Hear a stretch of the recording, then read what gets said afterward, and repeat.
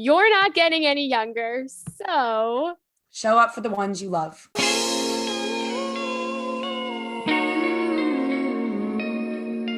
Hey you! Yes, you! Welcome to the You're Not Getting Any Younger podcast, a podcast for people who want to disrupt their lives for a good reason, to make it count. I'm your host, Jen Glantz, and every week I'll drop a new episode with stories from real people just like you, who woke up one morning and decided to make big changes, starting with small things. We'll cover topics like entrepreneurship, love, failure, and self-care. Hey, you're not getting any younger, so let's make this an adventure. Ready?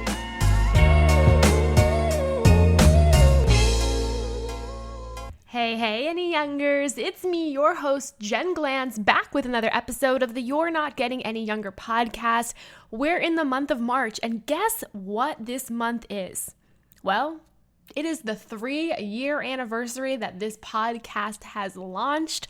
I launched the show 3 years ago when I was living in Los Angeles, and it was my goal to start a podcast before, at the time, it was my 30th birthday. It was my goal to get a podcast up and running because it was something I had always wanted to do, but I had put off for every single reason. So I actually started planning for the podcast about 5 months before I launched it. And what I did was I started pretty slowly. I started it off with the idea of a show called You're Not Getting Any Younger, and I created a Facebook group, and I had a community there where people would come and hang out and talk. And then as I was building the podcast, I would ask the community questions. I would say, what logo do you like better? What guests should we have on? What episode topics do you want to hear about? And I did all of that even before launching the show in March. So I feel like from the start, from the foundation, this podcast has been built with the listeners that it's for. And that's been my goal. You know, when you're a podcast host, you do spend a lot of time talking to yourself. Like right now, I'm in a room by myself with Goofy, who's fast asleep, totally unfazed by the fact that I'm recording. And you spend a lot of time speaking to the wall. You're not quite sure who's listening or if people are listening, but I've always wanted to make a show for other people. And to do that, I've wanted to make sure that all of my decisions were made by the people who are listening to this show. So I want to thank you, my loyal listeners, for tuning in week after week and for letting me know what it is you want to hear. And I want to know more about what you want to hear as we go into our year 3 of recording this show. So feel free to come hang out in the secret You're Not Getting Any Younger Facebook group. Send me a DM on Instagram at Jen Glantz, or get in my inbox and tell me what you want more of, jenglantz@gmail.com. Can't believe it's been 3 years. I can also believe that it has been 3 years because doing a podcast is a lot of work, and I put out a weekly podcast. So every single week, and I've never missed a week for 3 years, there is a new episode. And a lot of the questions I get from people who want to start something is not only about starting it, but continuing it. It's a lot of work to do something every single week for 3 years. And my biggest piece of advice is before you start something, you have to know if you have skin in the game, if this is something you want to pursue and you want to continue. And to know that, you have to do a lot of work even before you launch something. You have to do a lot of work even before anybody else listens to a show or reads a book. And a lot of that work is you figuring out, 1, what type of content are you going to put out there on the podcast? And 2, is your heart really in it? Because if you're not really in it, if the topic and the idea for the show or the book is something you don't care about, you won't run the full marathon. You'll quit at mile 2. So before I launched a podcast, which was something I wanted to do for so many years, I really took a step back and I thought to myself, okay, what kind of show do I want to put out there? How many times do I want to have guests on the show? What do I want it to be like? What are the topics I want to explore? How much do I want to reveal of myself? I thought through this for a while. That way, when I launched the show, I was pretty excited about it. I was super confident about it, and I was ready to have fun with it. And that's why in year 3, it's something I still adore. It's something I look forward to doing week after week, and it's something I will not give up on because it's almost like a part of me at this point. So if you're looking to start something, whether it's a podcast or a hobby or a book or something, and you're not quite sure if it's something you're going to continue with, before you start it, spend a lot of time figuring out if you actually really care about this. Because oftentimes I see that people start something and then a couple episodes in or a couple pages into a book, they quit. And I'm not saying that that's a bad thing, but I'm saying maybe that wasn't what you were meant to do in that time. So maybe rather than writing an entire book, you're just meant to start off writing a blog or writing, Instagram posts or writing something for yourself first before you enter that marathon. And I'm using that as a great metaphor here because it is sort of like training a marathon, putting out a project that takes a lot, that's year after year. Or a book that's chapter after chapter. And before you run the marathon, usually you train for smaller races. And I think that that's just an important metaphor for us jumping into something that we want to start to make sure that we finish it or we pursue it or we progress with it. All of that to say is that I am so excited to be on year 3 with you. And this year I did switch things up a little bit. I changed the format of the show throughout the month. So 1 episode a month is a guest, 1 episode a month is a solo episode, 1 episode a month is a pick-me-up episode answering your questions, which you can send me at speakpipe.com/JenGlantz. And 1 episode a month is this episode, where I bring on a friend of mine, somebody who is actually a living, breathing friend of mine in this universe, and I interview them about a topic I think they're good at without telling them what the topic is. Now, this frustrates my friends because a lot of these people want to know what they're going to talk about on the podcast, but I don't tell them until we start talking. So you get to know some of the people in my life pretty candidly, but you also get to hear from these real people about things that I think they are superstars at that we all want to be more like. And these are friendship qualities, these are human qualities, these are characteristics that we can all work on. But the truth is everybody has a lot of things they are excellent at. And I'm so happy and proud and grateful that I can bring on some of the people in my life to share those stories with you. This person today has actually been a guest on the podcast before. And she's one of my very longtime friends, a friend from freshman year of college. This person is somebody that I met through my sorority, but we were also ironically in a class together at that same time. And our friendship is interesting because we were very close in college. We were pretty close after college, but then we stopped talking for a little bit of time. Our friendship sort of went in a different direction. Not because anything went wrong, just because sometimes that's how life works. And in the last couple of years, we've really picked up speed again and we've become super close. And I think that's an important lesson in friendship is that sometimes it doesn't end, but it pauses, or it goes in different directions, but people come together again. And when they come together again, sometimes that friendship evolves to be even more real, even more deep, even more powerful than it ever was before. I'm excited to bring on Chef Tracy Wilk. Tracy graduated from my college, University of Central Florida, and was trained by the Natural Gourmet Institute. She went on to work at a lot of hot spots in New York City, from ABC Kitchen to David Burke Kitchen, and she was recognized by FSR Magazine as a 40 under 40 rising star. She did something incredible at the start of the pandemic and helped the global baking movement, Bake It Forward, take off around the world. Basically, what Tracy did when the pandemic started was she baked as many things as she possibly could. She baked so many treats.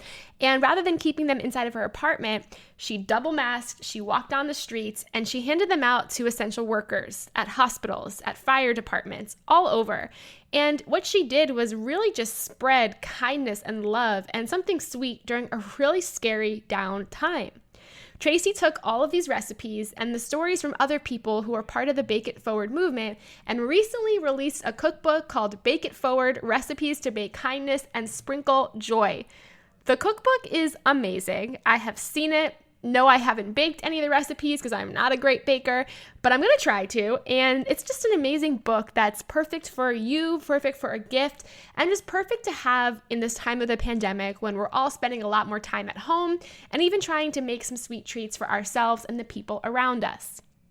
I brought Tracy on the show today to talk about the cookbook, but also to talk about something that I think she's good at that maybe she doesn't realize she's good at.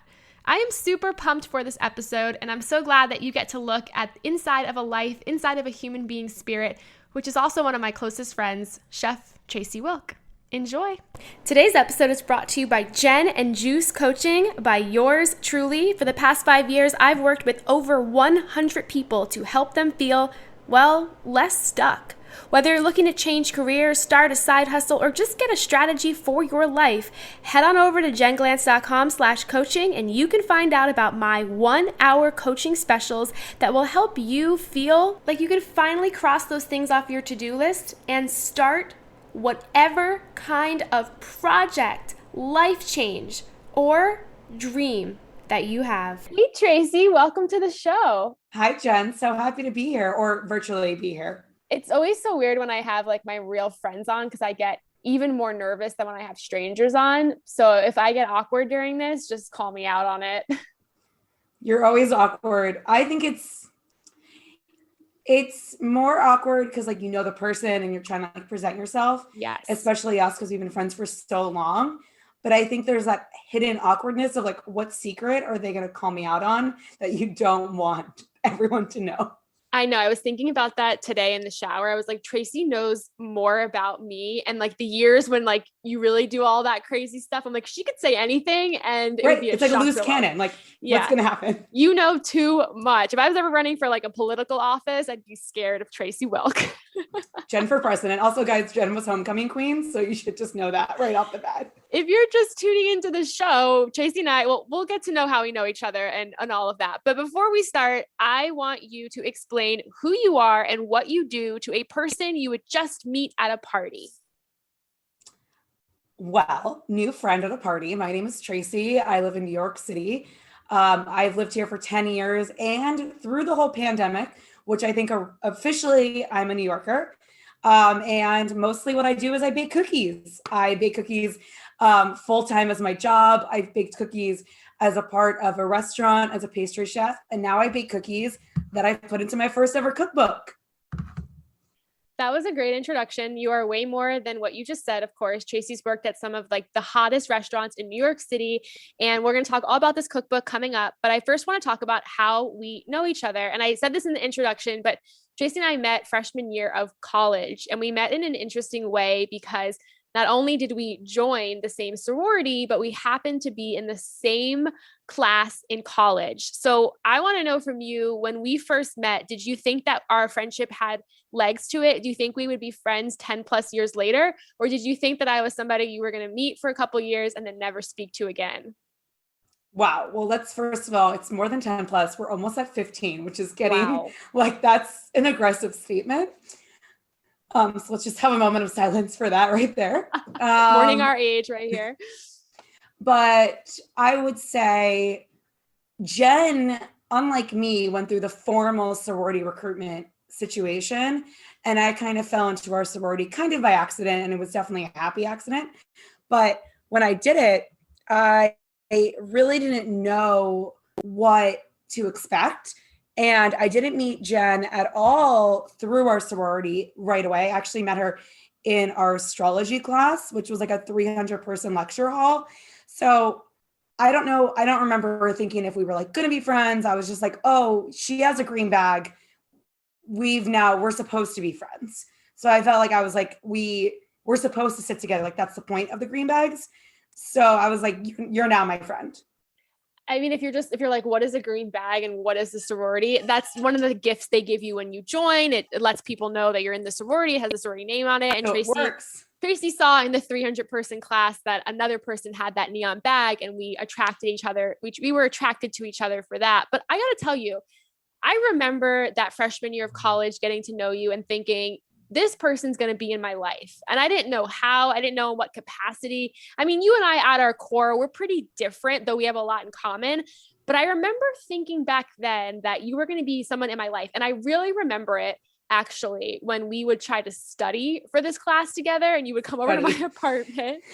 Jen actually studied more than me. She was a much better student than I was. But I just remember like being with you and being like, okay, there's like something to this person. And I don't know how our friendship's going to manifest or change, but there's something. And I always knew that about you. I think it's because the one thing that me and Jen seriously, deeply have in common is we have the exact same taste in music. And I love music. I've always loved music my whole life. My family was really into music. And it's one of the things that calms me the most and centers me the most. And I think us having the connection of those like emo bands, we had a lot of feelings. We were 19, times were rough. And I think finding a friend that liked the same music, I was like, my girl.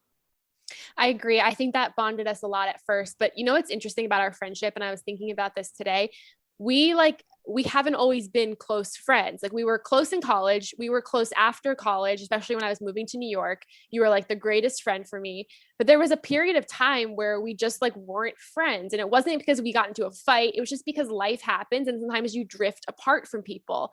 And I almost want to normalize that and share that, because I think what happened in our case too is there were a couple of years where maybe we weren't so close. But what ended up happening is that I feel like we came back together in like the last 2 years. And I feel like we've been closer on a deeper kind of level. Absolutely. I think something happens as you do age. Not that I think we're old, but I think both me and you have gone through some really traumatic stuff in our lives, which most people, I would say by the time they hit their mid 30s would agree with that. And for me, college was really fun. It was a good old time, ups, downs, fights, boy drama, girl drama, all the things. But none of that was core friendship. It was a lot of fun and I have no regrets about it. And then you grow up and then you get a job and you're busy and maybe you have a husband or you have kids or whatever your life is. And you have to step back and reshift what your life is. And for me, the friendships that I look for and that I drive in my life are the deep ones. I can talk to a stranger about the movie or the weather. And if you know me, I will talk to a stranger. But when I want a friendship, I want to really talk and know how you're feeling. And I want you to talk to me. And for both of us, that was the friendship we needed in our lives. And we've continuously shown up for each other, even when we were not the closest, as we kind of grew up and went through some stuff. I never would have not wished you a happy birthday, and not a Facebook happy birthday, a genuine, I hope you're having a great day. And that to me is a quality friendship. What do you have to say to people who look at the state of a lot of their friendships and see that some of their friendships have changed over the years, whether they've gotten closer with people or drifted further away? I mean, like, what is your view on just the evolving growth of friendship? I think change is great. And I think it's totally okay to have friendships for certain times of your lives. And not every friendship has to be forever. But with that being said, I think you need to show up for the people that matter. And there's moments in life that I know for me and Jen, and I don't want to say more than this on this particular platform, but I know our friendship cracked open a new light when I just called her out. And I was like, what's your deal? And I was like, you're not okay. And I was like, this is what I think is going on. And either you're going to tell me or you're not, and you don't have to. But just so you know, I know that you're off. I've known you since I was 17, maybe just turned 18. So literally we were children. And I was like, do you want to keep playing dress up or do you want to talk to someone? And she's like, what? How do you know? And I was like, because you need someone to talk to. Let's talk. So if you don't have the friendships with people that you can do that, that's okay. But that's not the kind of life I want. I want real, genuine things. I want, God willing, it's not for a million years. I'd rather less people at my funeral, but people that know me through and through, that know that I want colors and champagne and happy things, not just a bunch of people there so they could take a picture. Yeah. And you sort of just guessed what the topic is for the show. So this is the type of episode where I bring my friends on and I don't tell them what we're talking about. She really didn't tell me, guys. And I thought she was like kidding. But the topic is, hey, Jen, what are we interviewing about? And she was like, you'll find out on the podcast. It's like the rudest thing to do to my friends, but it's also to me so fun because the topic is something that I think you're really good at that maybe you don't think you're good at and that most people aren't good at. And you sort of just touched on it. I think, are you ready to hear what the topic is? I'm ready, guys. Okay. I think that you're good at showing up for friends and strangers when most people would run away. I think that's and really nice. you just pointed that out though, because there was a time in my life where, I like hinted at this briefly all over the place that, it was like the worst time of my life. It was really traumatic. For a couple of years, I like sort of disappeared. And one day I got together with Tracy, and this was after a couple of years of just really being close. And Tracy, in the nicest way possible, got to the point after maybe like the first 10 minutes of dinner and was like, okay, Jen, like I let her order a glass of wine first, to be fair. I feel like you let me have like a chip and dip. And then you were like, okay, let's cut the BS and let's talk. And I don't think most people have the courage to do that. I am guilty. And I've worked on this, especially since that moment you did that to me. I have worked on this. But what would you say to people who are like, I know there's something going on with my friends, but I don't know the right words, or I don't know how to bring it up to them. How do I be brave and address these things to be a better friend? Well, I think the first thing is something that I learned through going through some hard stuff in my life is there are no wrong words. The only words that are wrong are the ones that aren't said. Something that you learn if you've ever gone through deep grief, which grief can come in many forms, is if you are not the griever, if you are a friend to the griever, you might be scared or not wanting to say the person's name. The best thing I have found you can do is say the person's name. I'll use myself. I know my dad is dead. You don't got to remind me. Wake up every day, dad is still dead. We're okay. But that's my everyday reality. But by you not acknowledging that my first or second or 17th Thanksgiving is hard doesn't make it easier. So I don't know that it's something that you can teach. I think it's something that you live. And I grew up with really, really a blunt family. My parents are, am I allowed to curse on this? Yeah. Lightly. My parents are no BSers, so to speak. You can interpret what that means. And not everyone liked my parents, and they were sometimes too loud or abrasive, for me. But you only have one life to live. It's short. Do you recommend, I mean, there's people listening to this that are like, I know I have friends out there that could really use me to sit down with them and just talk, or like ask them how they're feeling or they're doing. Do you recommend that they write out what they're going to say first? Do you recommend they practice? How do you recommend people approach a situation that might be awkward to bring up? I think the easiest way to start is to just start. So the first thing I think is a really good tactic is knock on the door. And if they're not ready, that's okay, and close it. And I think a lot of people, when they're approaching awkward conversations, they will continue to break down the glass. And if that person's not ready, that's, I think, can be a big mistake. I took a chance on you, but I also took that chance knowing if you were like, no, I don't want to talk about it, and I want to have a fluff dinner and just have a good time, I was okay with that. But I tried to leave space for you. And I think that's a really good place as a friendship, is to leave space and honor it. And if they're not ready, that's okay. I think a lot of people get really uncomfortable when they're watching their friends or loved ones go through difficult things, and they think that everyone handles emotions the same. Not true. Jen is a great example, guys. She's not a big crier. Jen's not a big crier. She shows emotions other ways. And I can't make Jen cry, and I wouldn't want to. Well, thank you. I'm a hider. Like, and you sort of saw this, like when things are falling apart in my life, I hide. I don't come forward. I run in the opposite direction. I've always been like that.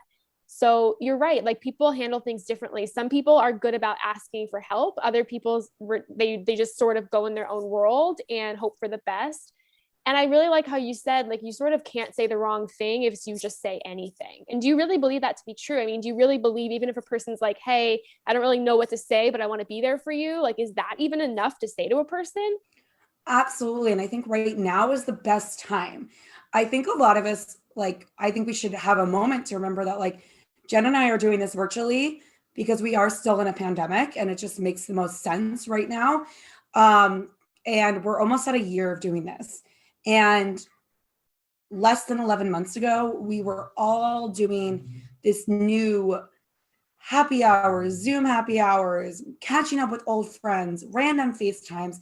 And like, I'll use myself, I hate the phone, but a lot of people are still struggling. And try to just reach out to that friend. Maybe you know they live alone or they're going through a hardship. And again, they might not be ready for it, but at least they'll know that you called. No, that's super important. There's something really deep within you that I feel like it's always been a calling of yours to be there for people, to help people, and even people you don't know. And I've always felt like that. I mean, you were always somebody to want to volunteer and do all these things. And then after college, you like briefly almost had a career in community service, I'll say, right? Or whatever you want to call it.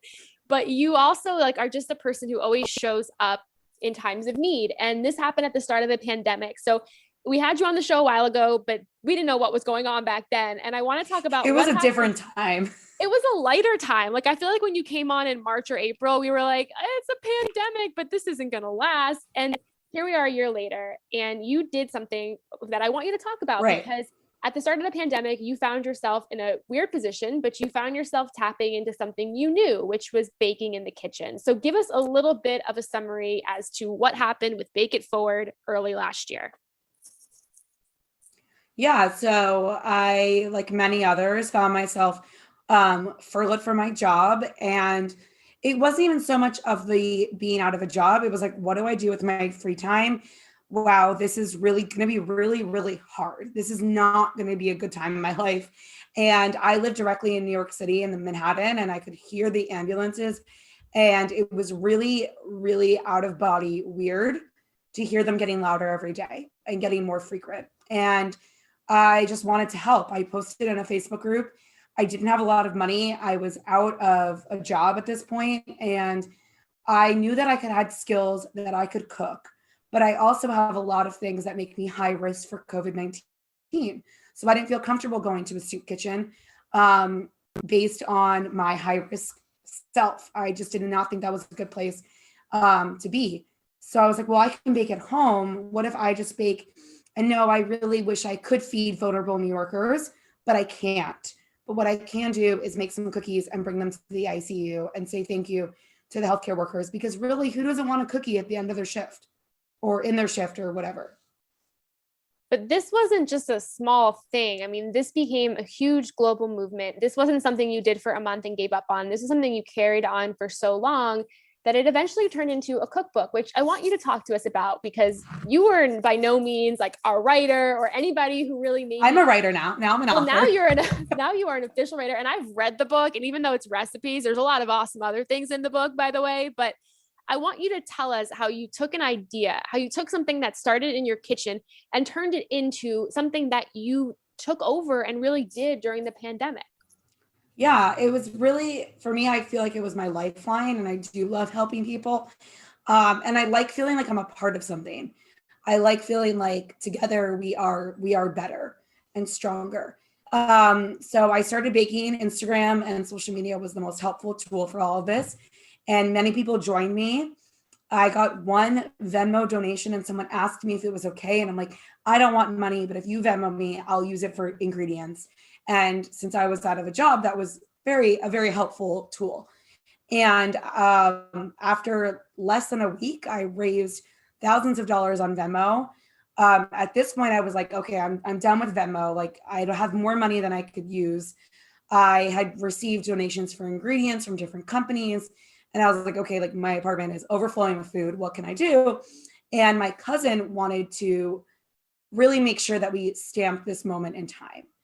And she set up a GoFundMe for more donations. And I was like, okay, well, if you're going to do more donations, we're going to do something else with this to really make sure that we all remember this. I look back on Hurricane Sandy, Hurricane Andrew growing up in Florida, Hurricane Katrina, and we all have those moments. And for me, again, we lived in Florida, so a lot of hurricanes, but we've all lived through really traumatic experiences. And that's when people show up. But you don't want to forget that feeling, because you're going to go through another hard time. And like, you Bake It Forward started for COVID, but for me, it doesn't end in COVID. I always bring treats home for my doorman. Whenever I have something extra, I'm like, who can I give this to? You don't know how that little thing can make such a big difference in someone else's life. I mean, people always think to show up for a person, they have to give them $100 check, or they have to do something so out of the box, crazy big for a person. And you're here saying that it's the power of some cookies. So explain the small things and why you think they make such difference in people's lives. You know, with that, I actually have a story that I love telling to anyone whenever I'm in the kitchen.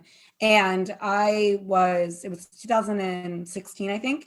And I did a trail, which is known as a working interview in the culinary terms. And it was a trail at one of the best restaurants in New York City and the world. It's called Per Se.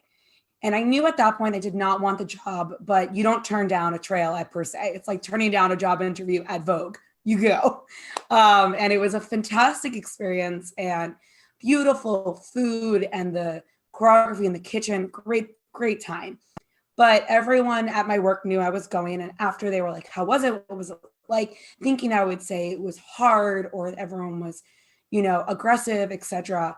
And I said, what I got out of that was every single person that walked in the door, the chef said, hi, Jen, how are you? Good morning, Jen. Jen, thank you for whatever was appropriate for that sentence. And for me, that shifted my entire mindset as a chef. From then on, I remember the click that happened. And I'm not perfect. And I've had a lot of rough days in my career. And I'll be the first one to admit that and show apologies for. But it showed that just saying someone's name and saying thank you or good morning, it changes the entire tone. And it's the same thing as a cookie. And you don't have to make the cookies. Maybe you get them on sale at the grocery store or you buy cookie dough or whatever that is. Or if you can't even do that, maybe it's just a thank you card and it costs nothing. It's a piece of paper. So that really that moment showed me you don't have to do grand gestures, and just acknowledging that that person is there helping you is all they really are looking for. Oh, you're so right. And it's something that I'm the kind of person that can be so self-involved in my own world that I have to make an effort to do this. And it's a good effort because I know that even just the power of showing up for people in the littlest ways, that's called friendship at its bare minimum. Yeah. And that can be really tough sometimes. So I appreciate you saying that sometimes it can just be those small things. So with this cookbook, what do you think, when people buy this cookbook, what is your hope for people? Is it to bake with other people? Is it to take these recipes and bake for strangers? What do you want people to get out of this book? Because there's so much in it. So my number one goal with the book, I'm looking at it, see if you remember, is to really focus on the idea of community and whatever that community is. Is that community just your apartment? Is it a community for yourself? Is it self-care for you? Is it your community at your local synagogue or mosque or church? That to me is the core of what baking it forward means. And maybe that's baking with your kids. Maybe it's, sharing it with others. I think what's so great about baking in general is it's not serious. And I tried really hard to make every recipe not too hard, break it down that even someone like Jen, who threw out her measuring cups, there's still a recipe in there that you could use. And that was I would say a challenge for me because I wanted to take off my pastry chef hat, still keep my pastry chef hat on. But these recipes are not serious. And they're to remember that the next time you go through a hard time, because I can promise you there might not be another pandemic, and I am knocking on every piece of wood that we're done with this pandemic very soon. But the next time you're at a hard time or a friend is going through a hard time, you're like, wait, I know what I can do. What do you think is something about you as a human being that most people who might know you from social media or Bake It Forward or the cookbook might not know about you? Oh, I don't know. I feel like I'm so open on social media. I feel like my life is out there. I'm asking you this because I think there's so much more to you than people might know from just social media or your book.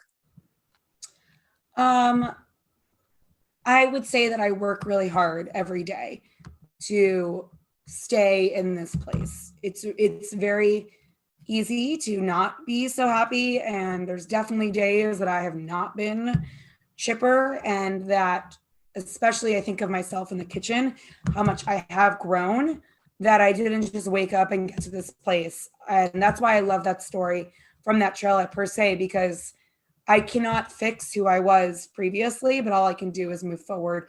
And I think a lot of life is moving forward, and that's friendship, and that's bad jobs and bad dates. You don't have to move on, but you should move forward. I'm obsessed with that. And that's exactly what I almost interviewed you about actually, was that I do think something people might not know from you because you don't talk about it, you don't overshare it, is that you work really freaking hard, whether it's like with work or just things in life or this book or whatever it is. Like nothing that I think you've done was, this is Goofy in the back barking because she knows. Hi, Goofy girl. She misses me. I know. She knows Aunt Tracy's on the phone.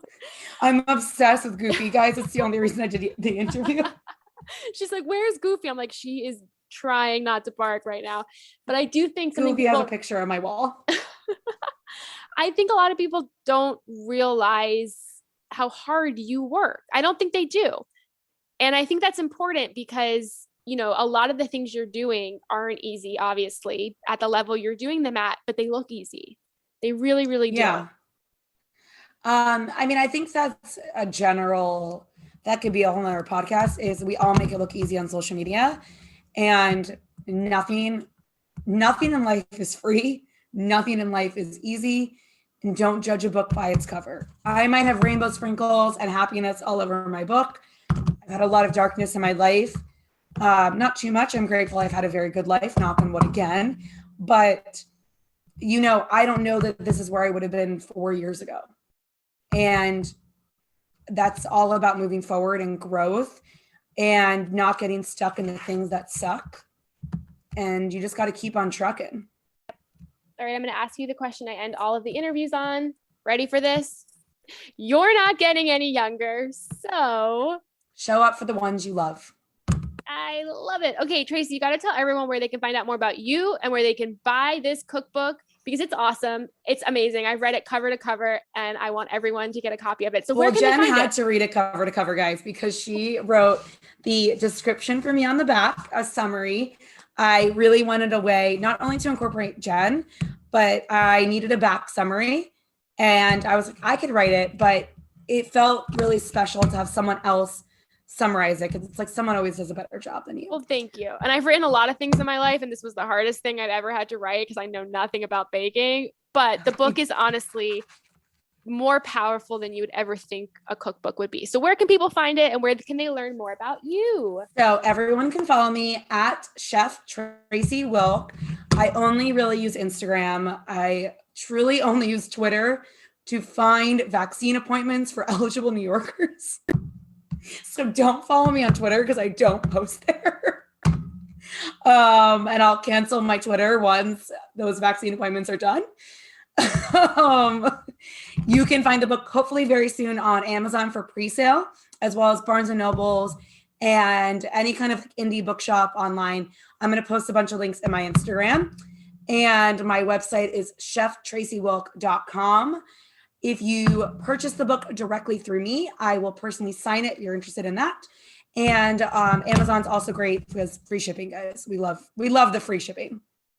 Amazing. Everyone check it out. The book is Bake It Forward. Baking, what's the subtitle again? Recipes to bake kindness and sprinkle joy. It's awesome. Thank you so much for being on the show today, Tracy. Thanks for having me, Jen. Can I see Goofy Girl before we leave? Hey, you. Thank you for listening to the You're Not Getting Any Younger podcast.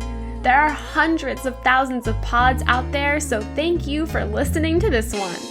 You can find the show notes for this week's episode up on our website, anyyounger.com. Subscribe, rate, and review the You're Not Getting Any Younger podcast on iTunes so that other ears around the world can listen too. Oh, and join our secret You're Not Getting Any Younger Facebook group, where over 1,000 people are talking about how to disrupt their lives, for a good reason, to make it count. Until next week, all my love, Jen Glantz.